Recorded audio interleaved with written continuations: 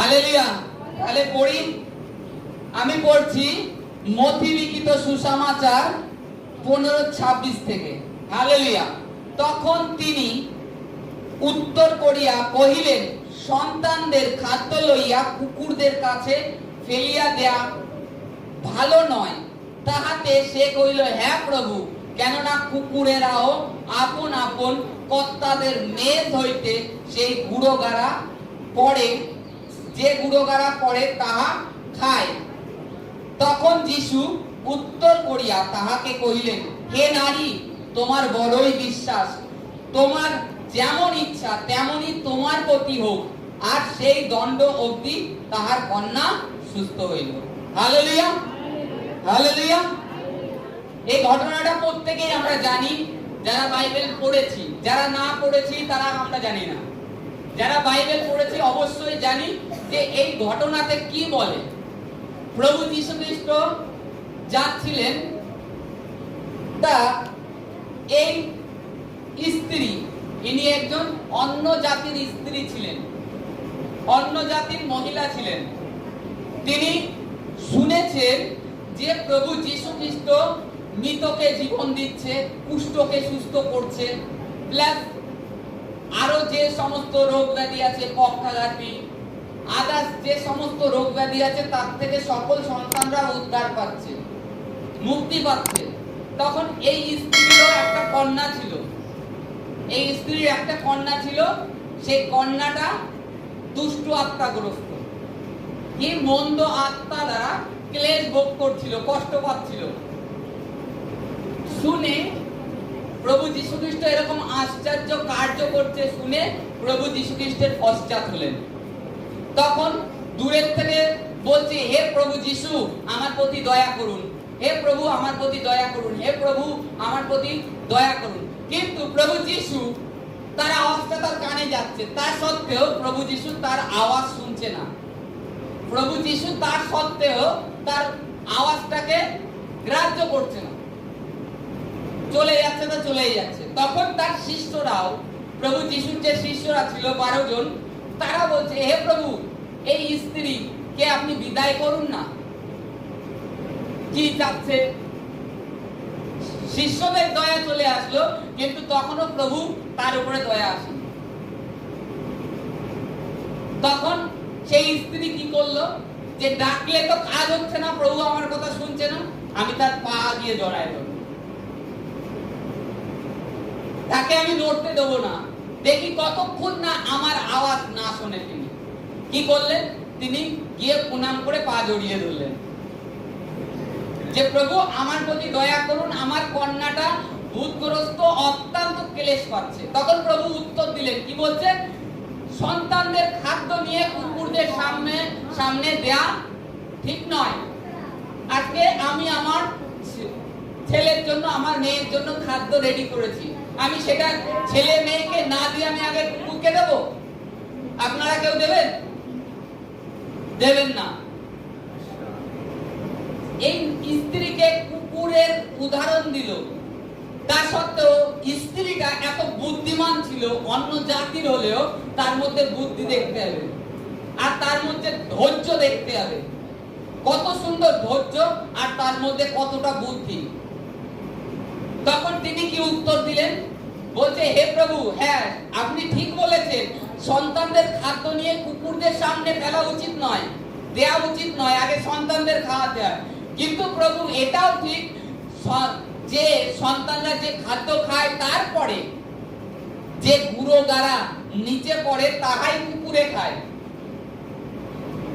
প্রভু তার বাক্য শুনলেন, যে এতটা বড় বিশ্বাস আর এত সুন্দর বুদ্ধিপূর্বক উত্তর দিয়েছে। বিশ্বাসটা কি? যে কুকুর বলেছে তা সত্ত্বেও যে আমি আজকে খালি হাতে যাব না, সে কি করেছে? বুদ্ধিপূর্বক উত্তর দিয়েছে, যে সন্তানদের খাদ্য যেটা মেঝেতে পড়ে, নিচে পড়ে মাটিতে, সেইটাই কুকুরে খায়, আপনি সেটাই আমাকে দিন প্রভু। সেই খাদ্যটা, কুকুরের খাদ্যটাই যেটুখানি ওই নিচে পড়ে আছে সেইটুখানি দিন, তাতেই আমার মেয়ে সুস্থ হবে, তাতেই আমার মেয়ে সুস্থ হবে। আজকে দেখুন, সব থেকে বড় জিনিস প্রথমত বিশ্বাস। এখানে দেখায় আমাদের কার কতটা বিশ্বাস। আমরাও কি প্রভুকে ডাকতে ডাকতে ক্লান্ত হয়ে যাচ্ছি? ক্লান্ত হয়ে যাচ্ছি, হয়ে যাওয়ার পরেও কি তারপরেও ডাকছি? আমরা কি ঘুম কামাই করে কি প্রভুকে ডাকছি? ডাকছি না। এই কারণে আমরা প্রভুর থেকে উত্তর পাচ্ছি না। আর অলরেডি আমরা ঈশ্বরের সন্তান। যখন আমরা প্রভুকে না জানতাম তখন ঈশ্বরের থেকে আমরা দূরবর্তী ছিলাম। খ্রিস্ট যিশুর মাধ্যমে ঈশ্বরের সাথে আমাদের সন্ধি হয়েছে, সম্পর্ক কাছে এসে। আগেও সন্তান ছিলাম, কিন্তু ঈশ্বরের সাথে আমাদের যোগাযোগ ছিল না। পিতার সাথে মনে করো মুখ রাগারাগি ছিল। সেই সমস্ত কিছু প্রভু যিশু আমাদের জীবন থেকে দূর করে দিয়েছে। আমরা এই স্ত্রীর মতন ডাকতে ডাকতে ক্লান্ত হলেও প্রভু আমাদের আওয়াজটা শুনছে না। প্রার্থনা করতে করতে একটা সমস্যা আপনার জীবনে রয়েছে, ক্লান্ত হয়ে যাচ্ছেন। আপনি কি প্রার্থনা করা বন্ধ করেছেন? প্রভু ধন্যবাদ দেওয়া বন্ধ করেছেন? প্রভু ধন্যবাদ দিচ্ছেন, তা সত্ত্বেও কেউ কেউ প্রভুকে প্রশ্ন করছে যে প্রভু আমার জীবনে এটা কেন? এতদিন আমি প্রার্থনা করছি, তা সত্ত্বেও এটা কেন? এই রোগ ব্যাধি কেন যাচ্ছে না আমার জীবন থেকে? এরকম প্রভুকে প্রশ্ন করছে, কিন্তু প্রভু যে অধিকার দিয়েছে সেটা ব্যবহার করছে না। গতকালকেই একজন আমাকে ফোন করে বলছে যে দাদা আমি না, গতকালকে না পরশুদিনকে, দাদা আমি না এরকম মাঝখানে না এই সমস্যার জন্য এত সমস্যা অভাব, তা আমি না প্রভুকে মানে গালাগালি দিয়ে আমরা দুজনে। তাই বলছি প্রভু, আমরা যদি দেখি প্রভু তা বলছে প্রভু কি আমাকে ক্ষমা করবে? আজ প্রভু প্রেমময় ঈশ্বর, তার কাছে যদি পশ্চাতাপ করো অবশ্যই সে ক্ষমা করবে। কিন্তু বাইবেলে এটাও লেখা আছে নতুন নিয়মে, যে পবিত্র আত্মার নিন্দা করে তার ক্ষমা হবে না। ঈশ্বরের প্রভু যীশু খ্রিস্টের নামে তুমি নিন্দা করছো, তার ক্ষমা হবে, কিন্তু পবিত্র আত্মার যে নিন্দা করে তার ক্ষমা হয় না।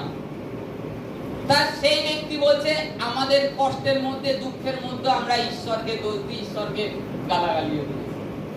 এরকম কথা আমার কাছে বলছে। আমি কি ঈশ্বরের কাছে পশ্চাতাপ করো, ঈশ্বর অবশ্যই ক্ষমা করবেন। যদি ব্যভিচারের মতো পাপ থেকে মানুষকে ক্ষমা করে নতুন জীবন দিতে পারে, তা ঈশ্বর এটা করবেন না কেন? অবশ্যই করবেন। তা আজকে তোমরা অভাবে পড়েছো কিংবা তোমাদের শারীরিক সমস্যা, তোমরা ঈশ্বরকে প্রশ্ন করছো, ঈশ্বরকে বলছো কেন এসছে প্রভু? আমি তো তোমার প্রার্থনায় যাই রবিবারে রবিবারে, আমি তো তোমার প্রার্থনা করি। প্রভু বলছে তুমি আমার সাথে আমার প্রার্থনা করো, আমার প্রার্থনায় যাও। তুমি আমার কথা কতক্ষণ শুনছো? তুমি আমার কথাটা কখন শুনছো? তুমি প্রার্থনা করছো তোমার চাহিদা অনুসরণে, তাই তুমি প্রার্থনায় আসছো। তুমি আমার আওয়াজটা শুনছো? আমি যেটা বলছি যে তুমি এই পথে চলো, তুমি চলছো না। বাইবেলে লেখা আছে তুমি মিথ্যা ত্যাগ করো, প্রভুর পশ্চাতে ধাবন করো, তুমি অন্ধকারের কার্য থেকে বেরিয়ে আসো। তুমি করছো না। আবার তুমি প্রভুকে দোষারোপ দিচ্ছ, প্রভুর দিকে আঙুল তুলছো আর বলছো প্রভু আমার প্রার্থনা শুনছো না। উল্টো পাল্টা প্রভুকে প্রশ্ন করছো। তা আজকে এই কানানি স্ত্রী প্রভু যীশু খ্রিস্ট কুকুর যখন বললে, সে কিন্তু রাগ করে চলে যেতে পারতেন। তা সত্ত্বেও কি করলেন? যে প্রভু আমার আওয়াজ শোনেনি, কিন্তু আমি যদি তার পা জড়ায় ধরি, চোখের জলে বিনতি সহকারে তার কাছে প্রার্থনা করি, সে আমাকে কি করে ছাড়বে? ছাড়িয়ে যেতেই পারবে না। তা আজকে এই হচ্ছে বিশ্বাসের অভাব। প্রভু শোনেন। আমি একটা স্পষ্ট কথা বলি, প্রভু আপনি যে সমস্যায় আছেন, আপনি রোগে আছেন, প্রভু এইটা দেখে না। আপনি আর্থিক সমস্যায় আছেন কিংবা আপনার পারিবারিক সমস্যা, অশান্তি, আপনার মনে শান্তি নেই, তা আজকে সেইগুলো প্রভু দেখে না। প্রভু যার বিশ্বাসের ভাষা বোঝে, যে এর মধ্যে কতটা বিশ্বাস আছে, এ কতটা বিশ্বাস করে আর কতটা এর ধৈর্য আছে, আমি সেটাই দেখব। আজকে ইয়োবের জীবন যদি আমরা দেখি, ইয়োবের জীবন, ইয়োব কত ক্লেশের মধ্যে ছিল, কত ক্লেশ, সে ক্লেশের ধারণার বাইরে। আর বাইবেলে লেখা আছে যে ঈশ্বর সদাপ্রভু আমাদের পরীক্ষা নেন না, আর ঈশ্বর মন্দ দ্বারা কিন্তু কোনো কিছু আমাদের পরীক্ষা করেন না। ঈশ্বর জ্যোতি, তার মধ্যে অন্ধকার নেই। সে আমাদেরকে কি করে অন্ধকার দেবে? অন্ধকারের কার্য, রোগ ব্যাধি, শরীরে যে রোগ আছে কিংবা পরিবারের অভাব অনাটন, এই কার থেকে আসছে? মন্দতার থেকে, আপনার জীবনে পাপের থেকে এসছে। এটা অন্ধকারের থেকে এসছে। ইয়োব এত রোগে ভুগেছে, এত কষ্ট করেছে, এত যাতনা ভোগ করেছে, তা সত্ত্বেও ঈশ্বরের নাম মহিমা করে গেছে, ঈশ্বরকে ধন্যবাদ দিয়ে গেছে ওই অবস্থাতে। ঈশ্বর না পেরে যদি আমরা দেখি বাইবেলে দুইজন ব্যক্তির সাথে সামনাসামনি কথা বলেছে ঈশ্বর। সে হচ্ছে এক ইয়োব আর এক মোশি। ইয়োব আর মোশি, এই দুইজনের সামনে সামনি কথা বলেছে ঈশ্বর। তা সেই ঈশ্বর যিনি ইয়োবকে জীবন দিয়েছে, ইয়োবকে পুনরায় তুলেছে, আপনাকে তুলবে না? আপনার ধৈর্য কোথায়, আর আপনার বিশ্বাস কোথায়, আর আপনার প্রার্থনা কত? আমাকে বলে অনেকে ফোন করে, দাদা তুমি প্রার্থনা করো। আরে আমি তো করব, আমি করলে আমার কাজ হবে। আমি তোমার জন্য আমি অনেক প্রার্থনা করব, তাতে তোমার জন্য আমি যে প্রার্থনাটা করব তাতে কি খালি তোমার উপকার হবে? তার থেকে বেশি আমার হবে। কারণ ঈশ্বর কি দেখে জানো? যে এ আমার মেষের জন্য চিন্তা করে, আর একে অসুস্থ রাখা যাবে না, একে সুস্থ করতে হবে। আপনারা কজন অন্যের জন্য প্রার্থনা করেন? মণ্ডলীর প্রত্যেকে একে অপরের জন্য প্রার্থনা করেন, প্রভুর কাছে আকুল স্বরে কাঁদেন যে প্রভু ওই ভাইটা ওই বোনটা আসে, মণ্ডলীতে হাঁটতে পারে না, চলতে পারে না, ওকে তুমি তোলো, ওকে তোলো। আজকে যখন আপনি অপরের জন্য প্রার্থনা করবেন, ঈশ্বরও আপনাকে অসুস্থ রাখবে না। আর আমরা তা না, আমাদের যেটুকুনি প্রয়োজন স্বার্থমতো প্রার্থনা করি, এই কারণে আমরা এখনো অসুস্থ, পীড়িত হয়ে পড়ে রয়েছি। কানানিয়ার স্ত্রী, সে চলে যেতে পারতো, কুকুর বলেছে, তা সত্ত্বেও প্রভুর পা জড়িয়ে ধরেছে, পা জড়িয়ে ধরেছে। তার মেয়ে কোথায় ছিল? তার মেয়ে তো বাড়িতে ছিল, প্রভু তো অন্য জায়গায় ছিল। তার সে প্রভুর কাছে তার মা দেখা করতে গিয়েছে। লাস্টে কি বলছে? লাস্টে বলছে প্রভু উত্তর করলো যে বলল, তখন যিশু উত্তর করিয়া তাহাকে কইলেন, হে নারী, বড়ই বিশ্বাস তোমার, যেমন ইচ্ছা তেমনই তোমার প্রতি হোক। হালেলুয়া। বলছে যেমন তোমার বিশ্বাস তেমন তোমার প্রতি হোক। তার মেয়েকে তো আনা লাগেনি, আনতে হয়েছে প্রভুর কাছে। আর এখানে চিন্তা, আমরা বলি দাদা আমার উপরে তো হাত রাখেননি, আমারে একটু প্রার্থনা করে দেন। এটা হচ্ছে বিশ্বাসের কমি, এটা হচ্ছে বিশ্বাসের কমি। প্রথম প্রমাণ বাইবেলে প্রভু বারবার বলছে তোমাদের বিশ্বাস একটা সর্ষের দানার মতো হোক, সর্ষের দানার মতো হোক। পাহাড়ও জীবনে যদি থাকে, পাহাড়টা উদাহরণ দিয়েছে আমাদের জীবনের সমস্যা। যখন এই সর্ষের দানার মতন বিশ্বাস নিয়ে তুমি মণ্ডলীতে পদার্পণ করবে, সেই বিশ্বাসে তুমি মণ্ডলীতে পা দেওয়ার সঙ্গে সঙ্গে সুস্থ হয়ে যাবে। শুনুন তাহলে, বোম্বে আজ থেকে 1987 সালের ঘটনা। বেনি হিল সুসমাচার করতে আসে। বেনি হিলকে কম বেশি জানি আমরা, ফেসবুকে দেখি, আমেরিকার পাস্টার, সব থেকে বড়। বেনি হিল এসছে, ওখানে এক টানা 8 দিন না 10 দিনের সভা হয়। তা উনি সেই সভা হয়ে যাওয়ার পরে চলে যায়। তখন ওই গ্রাউন্ড, ওই মাঠ পুরো ফাঁকা হয়ে যায়, সব বাসটাস কোথা ছিল সব খুলে নিয়ে চলে গেছে। তাই একটা স্ত্রী উত্তরপ্রদেশ থেকে তার স্বামীকে নিয়ে এসছে বেনি হিলের সভায়। বেনি হিল ওখানে নেই, ওখানে মাঠ খালি। তাই এসে বলছে যে এখানে যে পাস্টার এসেছিল তিনি কি চলে গেছেন, প্রভুর দাস? তাই একজন বলছে হ্যাঁ, সভা তো হয়ে গেছে। তা তিনি কি করেছে জানেন? তার স্বামী যে অসুস্থ, গাড়িতে নিয়েছে, যেখানে এস্টেট ছিল সেইখানে নিয়ে তার স্বামীকে শুইয়ে দিয়েছে। যে এখানে প্রভুর দাস পা দিয়েছিল, তার মানে এখানে ঈশ্বরের অনুগ্রহ আছে। শুইয়ে দিয়েছে, আর সেই 10 বছরের তার স্বামী অসুস্থ বিছানায় ছিল, সেই স্বামী জায়গায় সুস্থ হয়ে দাঁড়িয়ে উঠেছে। এটা কার? ঈশ্বরের উপরে বিশ্বাস রেখেছে যে ঈশ্বরের দাস এখানে এসেছিল, এখানে তার পায়ের ধুলো পা পড়েছে, অতএব ঈশ্বরের অনুগ্রহ, তার পবিত্র আত্মার অ্যানয়েন্টিং এখানে আছে। আর সেই মুহূর্তে সেই ব্যক্তি সুস্থ হয়ে যায়। আজকে বিশ্বাস করতে বলছে। এখানে কানানি স্ত্রী এসে, মেয়ে তার বাড়িতে রয়েছে, কিন্তু প্রভুর কাছে বিনতি করছে, তার পা জড়িয়ে ধরেছে। আপনারা কতক্ষণ প্রার্থনা করছেন, কতক্ষণ তাকে ডাকা থামে? বাইবেলে লেখা আছে যে যতক্ষণ তোমার শ্বাস আছে ঈশ্বর সদাপ্রভুর প্রশংসা করো, আর তোমার জীবনে তুমি ঘোষণা করো, তোমার উপর শরীরের উপরে যে রোগ আছে তাকে বলো, প্রভু যিশু আমার বড়, আমার ঈশ্বর বড়, রোগ তুই বড় নয়, আমার ঈশ্বর আমাকে সুস্থ করেছে।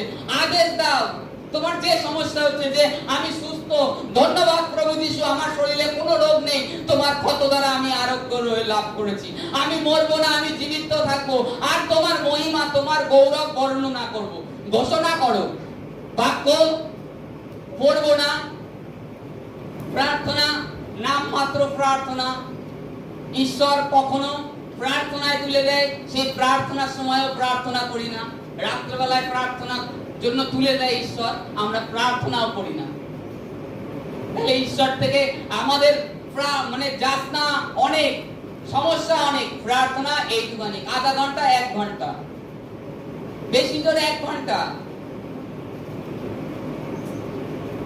প্রভু বলছে, আর বাইবেলে এটা তো প্রভু সর্বদা বলছে যে তোমরা অবিরত প্রার্থনা করো যেন পরীক্ষাতে না পড়ো। অবিরত প্রার্থনা করো যেন পরীক্ষাতে না পড়ো। ওই প্রার্থনা নাম মাত্র, চলছে তো চলে যাচ্ছে, কোনো ব্যাপার না। অনেকে এরকম বলে এইভাবেই জীবনটা কেটে গেলে হয়ে যাবে, এরকম অনেকের কথা। ঈশ্বর তোমাকে এইভাবে গরিবীর মধ্যে, গরিবীর অভিশাপের মধ্যে, কিংবা তুমি পীড়িত থাকো, রোগগ্রস্ত থাকো, এর জন্য তোমাকে ডেকে আনিনি। মতিলিখিত সুসমাচারে তো প্রভু বলছে স্বর্গরাজ্য সন্নিকট, তোমরা মন ফিরাও। স্বর্গরাজ্য কি? যে প্রভু তোমাদেরকে স্বর্গের আশ্চর্য জিনিস, স্বর্গে যে মানুষ কেমন থাকে সেই জিনিসটাই যদি এই পৃথিবীতে তোমাদেরকে না দেখাতে পারেন, তার স্বর্গ কোথায়? তুমি দেখেছো কেউ? সেইটাই উপলব্ধি প্রভু এখানে করাতে চাই তোমাদেরকে। তোমরা করছো না, ঈশ্বরের আজ্ঞা মানছো না, ঈশ্বরকে সেইভাবে ডাকছো না, তোমরা মানুষকে বড় মনে করছো না। এই জীবন একটা, আমাদেরকে ঈশ্বর বিশাল সুযোগ দিয়েছে এই জীবনে, মানব জন্ম একবারই, কিন্তু এই জীবনে যারা খ্রিস্ট যিশুর আহ্বানে তিনি যে আমাদেরকে ডেকে নিয়েছে, কতটা ধন্য জানো না? তুমি প্রার্থনায় যখন যাবে, গভীরে প্রভুর নিকটে যাবে, প্রভুর কাছে প্রার্থনা করবে, তখন জানতে পারবে হ্যাঁ প্রার্থনার মহত্বটা কতটা প্রভুর নিকটে থাকা আমার ভালো। যখন গভীরে ঢুকবে তখন বুঝতে পারবে হ্যাঁ যে প্রভু ছাড়া আর কিছু নেই। পাস্টার ক্যাথলিন কুলম্যান ছিলেন, তিনি যখন মৃত্যু হয়, বলে মৃত্যুর আগে তিনি তার থেকে 6 মাস না 1 বছর আগের থেকে তার মরার টাইম, ডেট, টাইম তিনি লিখে গেছেন। রাত 1:53 পুরো রাইট টাইম। তারপরে তিনি যখন মরার সময় সেই যে হাসপাতালে বেডে ছিলেন, সেই বেডে এত সুন্দর গোলাপ ফুলের গন্ধ, ওই হাসপাতালে যে সিস্টাররা ওনার সেবা করছিলেন, দেখাশোনা, তার তখন মানে ওই সিস্টাররা বলে এত সুন্দর এই রাত্রিবেলায় গোলাপের সেন্ট কোথা থেকে আসে। তারা থ হয়ে গেছে যে এত সুন্দর গোলাপের সেন্ট কোথা থেকে আসে। তা দেখছে পরে ওই সিস্টাররা বুঝলো, যখন ওই পাস্টার ক্যাথলিন কুলম্যান মারা যায় তার আগে স্বর্গদূত এসেছিল, আর পাস্টার ক্যাথলিন কুলম্যান তিনি বলেছিলেন যে ঈশ্বর, আমার যখন প্রভু তোমারতে আমি নিদ্রাগত হব, যেন আমার দেহের পাশে যেন কেউ নাক না দেয়, কিন্তু তোমার খুশবু, তোমার গন্ধ অনুভব করতে পারে যে হ্যাঁ তুমি উপস্থিত। তাই ওই কারণে ওই সময়টায় আধা ঘন্টা মতন ওই গন্ধ গোলাপের সেন্টটা ছিল, আধা ঘন্টা। আমি আগের দিন বলছিলাম ক্যাথলিন কুলম্যান তিনি বলতেন প্রভু হিল, আর প্রত্যেকে সুস্থ হয়ে যেত খালি। তিনি একজন মহিলা ছিলেন, কিন্তু তিনি মহিলা ছিলেন, আর তিনি সব সময় বলতেন তোমরা পরভাষায় প্রার্থনা করো। শয়তান একমাত্র এই পরভাষায় প্রার্থনা চুরি করতে পারে না। তোমার ব্রেন তোমাকে ধোঁকা দিয়ে দেবে, ধোঁকা। কেমন জানো, তুমি যখন প্রার্থনা করবে তখন বলবে তুই যে বড় প্রার্থনা করছিস, তুই পাগল হয়ে যাসনি তো? তোমার ব্রেন, তোমার থেকে বাইরের থেকে শয়তান তোমাকে ধোঁকা দেবে। কিন্তু এই যে পরভাষার প্রার্থনা যে কতটা কার্যকারী সেটা তোমরা জানো না। আত্মাতে আরো বৃদ্ধি হও, বিশ্বাসে দৃঢ় হও, কানানি স্ত্রীর মতো প্রভুর চরণ তলে ধরে থাকো যে প্রভু আমি প্রার্থনা করব তোমার কাছে, তাতে আমার মরি আর বাঁচি। কারণ কি, পৃথিবীতে যখন মানুষ জীবন নিয়ে এসেছি একদিন আমাদেরকে যেতে হবে, একদিন যেতে হবে। তো আমি প্রভুর নিকট থেকে যাব।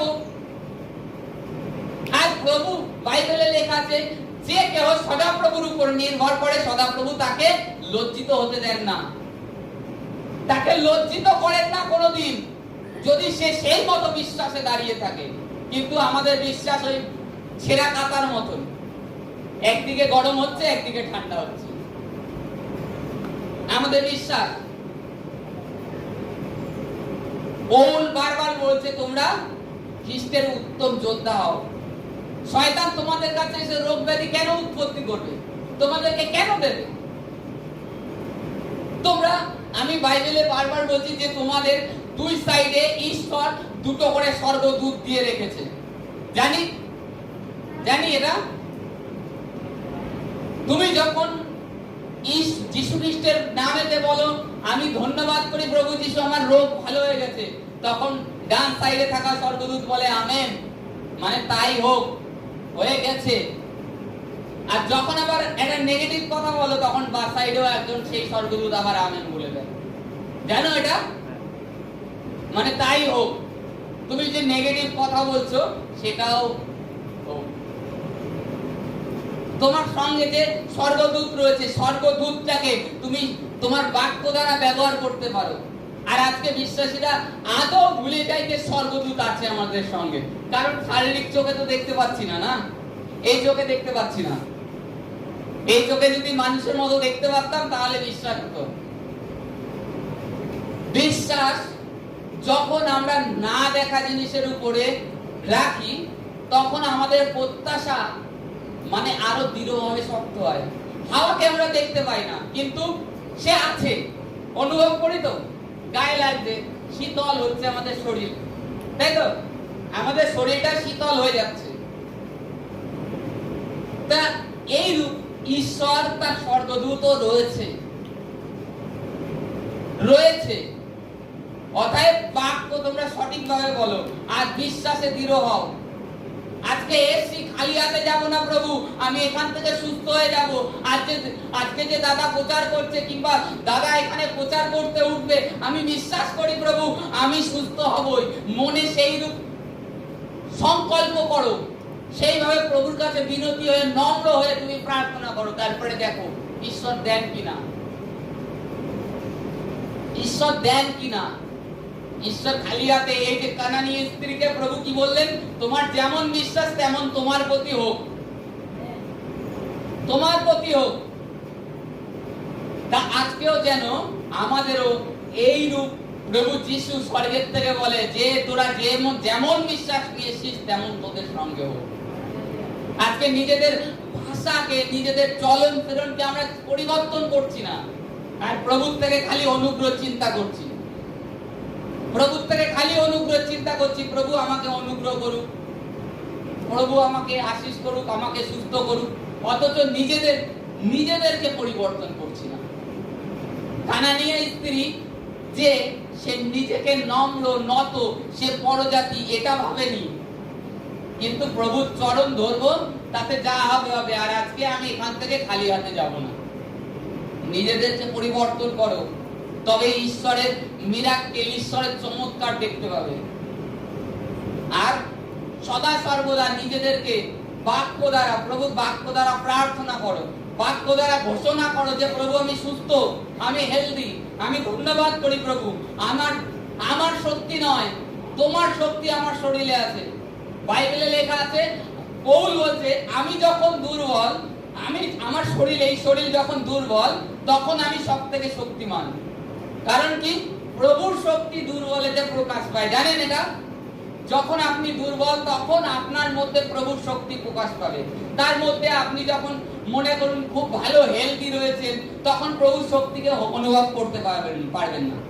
যখন আপনি দুর্বল হয়ে যাবেন, রোগগ্রস্ত হয়ে যাবেন, তখন প্রভুর শক্তিটাকে অনুভব করতে পারবেন। হ্যাঁ, প্রভু আমার মধ্যে কার্য করছে, প্রভু আমার প্রার্থনা শুনছে, তখন অনুভব করতে পারবেন, তার আগে পারবেন না।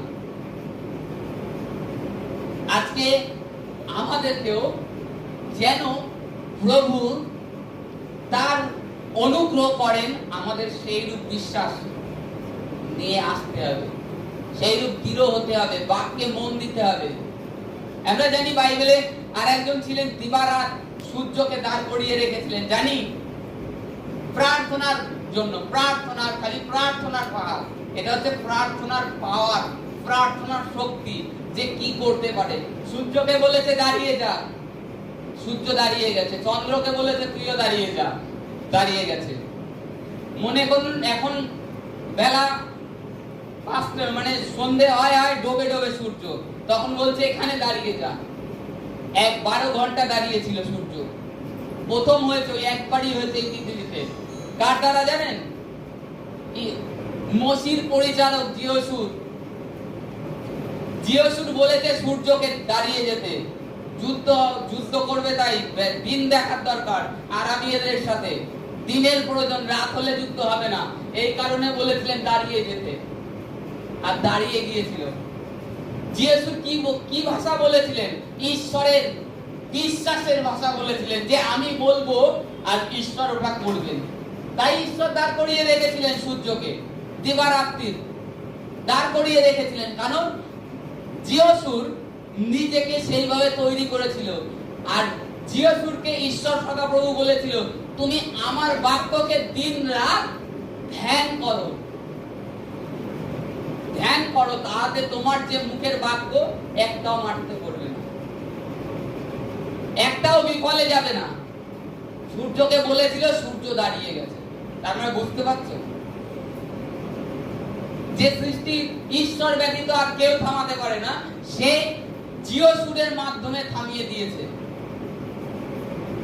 কারণ জিওসুরও বিশ্বাসের ভাষা বলেছিল, যে আমি আমার হৃদয় থেকে ঈশ্বর সদাপ্রভুর আরাধনা সত্যভাবে করি, আর ঈশ্বর সদাপ্রভু আমার প্রার্থনা শোনে।